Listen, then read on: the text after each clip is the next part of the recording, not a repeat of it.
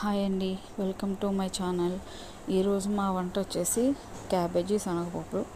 మంగళవారం కదా, మేము ఎన్వి తినాం. దానికోసం శనగపప్పు ఉడకపెట్టి పక్కన పెట్టుకున్నాను.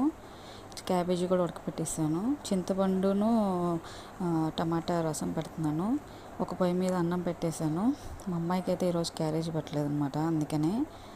అయితే దానికోసం కొత్తిమీర ఉల్లిపాయలు కట్ చేసి పక్కన పెట్టుకున్నాను. ఇప్పుడు వచ్చేసి కూర వేద్దాం.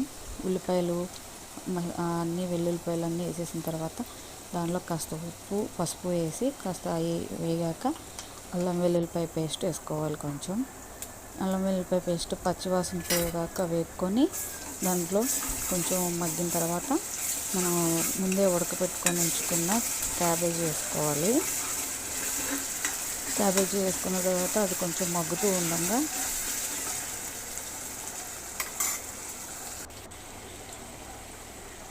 క్యాబేజీ వేసుకొని అది మగ్గుతూ ఉండగా మనం కాస్త అది కూడా కాస్త డ్రై అయ్యాక కొంచెం వేగిన తర్వాత మనం దానిలోకి కాస్త ఉడకపెట్టి ఉంచుకున్న శనగపప్పు కూడా కలుపుకోవాలి.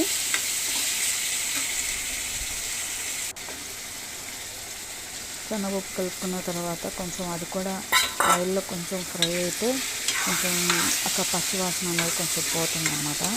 అందుకనే మన క్యాబేజీని పచ్చిశనగపప్పు కొంచెం ఫ్రై అయ్యేదాకా ఉంచుకొని దాంట్లో మనకి రుచికి సరిపడా కారం వేసుకొని రుచికి సరిపడా కొంచెం 1 టేబుల్ స్పూన్ కారం వేసుకొని కలుపుకోవాలి.